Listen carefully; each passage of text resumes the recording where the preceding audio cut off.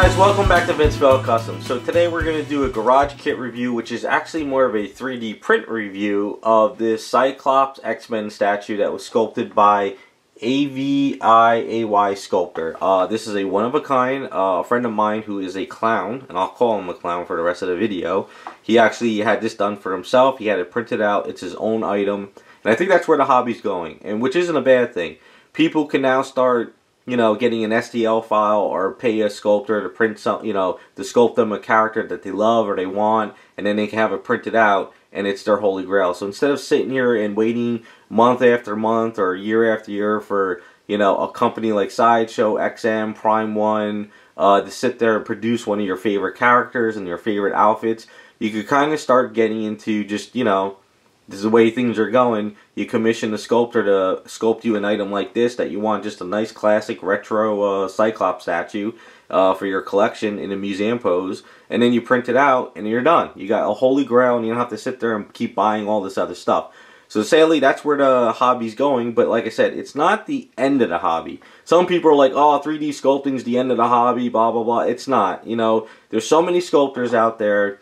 Everyone's starting to get 3D printing, so I think it's just going to change in a way where you're not going to have to sit there and wait for these companies to do this stuff. You're just going to be able to, you know, join someone's Patreon, vote for a character. They might sculpt one of your favorite characters that month. You get the STL file, you print it out, paint it, you're done. You got your holy grail. You commission a sculptor, go from there. And it's just, the hobby's changing. And this happened when Bowen Designs first started. He was doing, you know, superhero kits. And then he decided to start his company, and then all of a sudden we had the boom of superhero statues, and then down the line Sideshow came out, they started doing larger stuff, and then you had XM, Prime One, and it just, things evolve and change, you know. We went from garage kits that a lot of people were commissioning a sculptor, 30 people would get into it, 25 people would get into it, you get a bust. Then we started getting full-size stuff, and then as things changed, everybody started getting 3D sculpts done, and they would send it out to China to Ownage, and Ownage would print them out, sell kits or sell pre-paints, and now we're getting to the point where everybody has their own 3D printers, and they're getting better and better, the resin's getting better, so you don't even have to send them out to China anymore. You can kind of start having your friend or someone you know print them out for you. So the hobby's changing, and it's not a bad thing. It's not going away, it's just going to evolve and change. You know, we're just going to be able to get stuff like this. So let's kind of go over the 3D print a bit, because it's kind of different from just, you know, getting garage kits in the past. So, as far as you saw the pictures of the sculpt, it's really good. AVY Sculptor did a great job. I'm always a fan of, you know, museum pose characters. I like that. That's kind of more my thing. I don't mind painting anything, whether they're action or whatever. I always just like museum stuff so you can see the character, and that's kind of like what I like in my collection. So the thing that's different about 3D printing from kits is when you get a two-part mold. So like say you printed this out or you sculpted this from scratch and you need to make like 20, 30 copies. You make a two-part mold, a piece here, you pour in your resin and you pop it out. You get a seam line, which is called flashing, going down the line.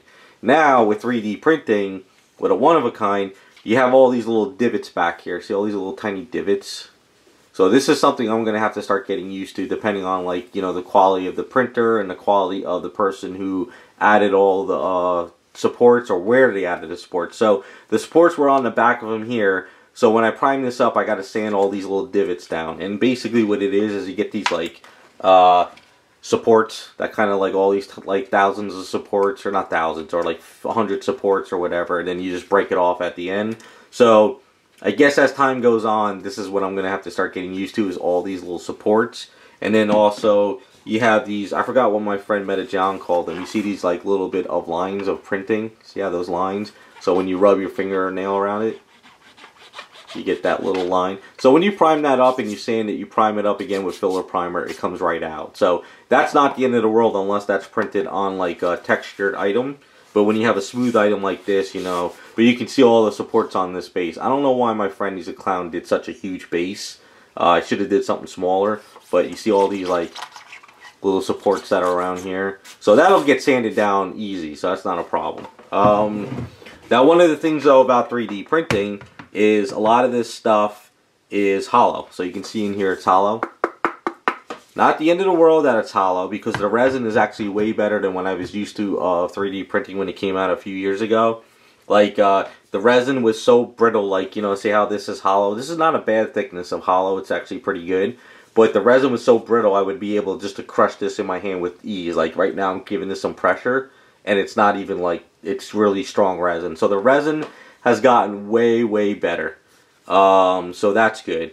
Now, as far as everything else, though, personally, if this was for me, I would spend the money and buy 2-part resin, you know, smooth on 300 resin. And what I would do is I would plug up the holes and I would fill this in with resin. I would make a solid item. I like solid items, even if it's a 3D print. And I did it with my Power Girl. I'll link that in the description that I had Meta John print out for me. The reason why I like it solid is, in the past, when people used to do like roto casting of items and you would paint it, if you left it hollow and it was a mistake, you're supposed to fill it up with foam and stuff, and I didn't really know that. Your item expands and contracts with hot and cold and stuff. And then what happens is, depending on what kind of paint you use, they can crack or they can peel up and stuff like that. But as far as I understand, these resin is kind of a little bit different. So when I build this one up, I'm not going to like fill it in unless my friend really wanted me to. I have to, right now, I'm just going to clean it up and start priming it and getting all this stuff done. If he really, really wants me to fill it up with resin, I can, and I think the resin won't melt it as long as it's got this good thickness. If it's too thin, then you put in that 2-part resin, it heats it up, and you might warp your item. But the problem is if we do fill this in, I could tell already this will take a lot of resin, especially the base. And he would, you know, we would have to buy a gallon kit of resin, which is gallon A, gallon B, plus shipping. You're looking at like $200, and then I have to set this all up, and I got to put it in, and it gets expensive. But unless you want a solid item, if you're okay with just a 3D print, fill in with some like freeform air just to make sure all the joints are good, then you can get away with it, and it shouldn't be a problem. Not really going to go too crazy over the sculpt because it's pretty straightforward. The guy, you know, AVY Sculptor did a great job of the texture, seam lines, but you can see all the support stuff is on here. Normally, I like to make good keys in my items, you know, with magnets or something, but these keys are so thick. So what I'll do is I'll probably just fill this in with some freeform air just to make sure that these are a little bit more durable. But these are so thick into this key here that I don't even think you really need to add magnets or anything like that.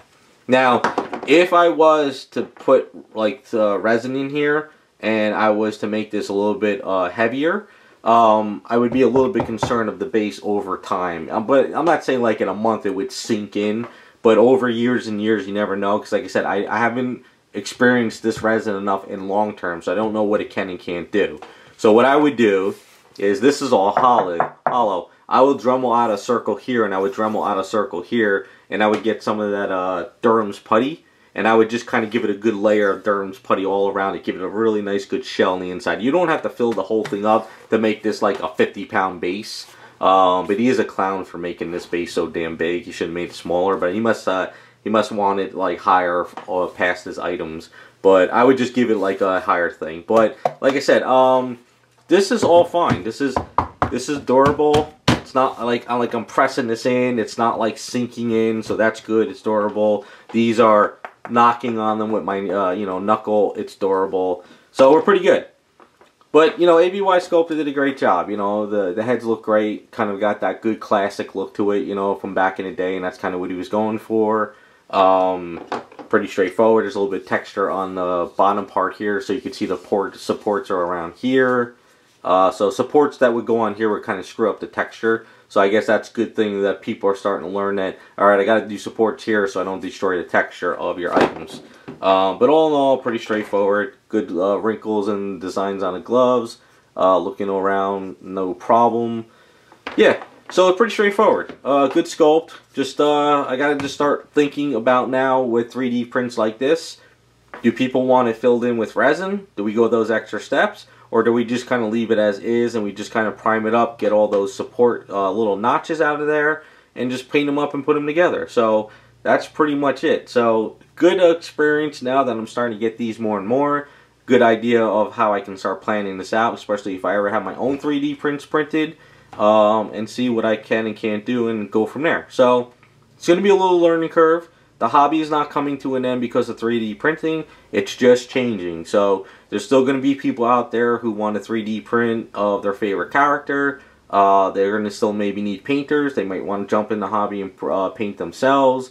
And I would say probably 10, 15 years down the line, maybe even 20, it's going to get to the point where color resin will be in these 3D printers and you could go and just print it out and it'll all be color printed up. But we'll see how things evolve. By that time you'll be able to 3D print meat and food. I don't know where we're going with everything, but there's always going to be people that still want to sit down, get away from the wife, the kids, the family, and just kind of put on some music and paint and do their own thing. So the hobby's not dying, it's just changing. So we'll see how things go. So for now on, I think we're going to see more and more of these 3D prints that are not multiple copies of a molding and casting. So we'll see how things go. So I'll have this done hopefully in a month or so. We'll see if I can get this going with some of this bad weather we've been getting. And that is about it. So thanks for listening to me ramble.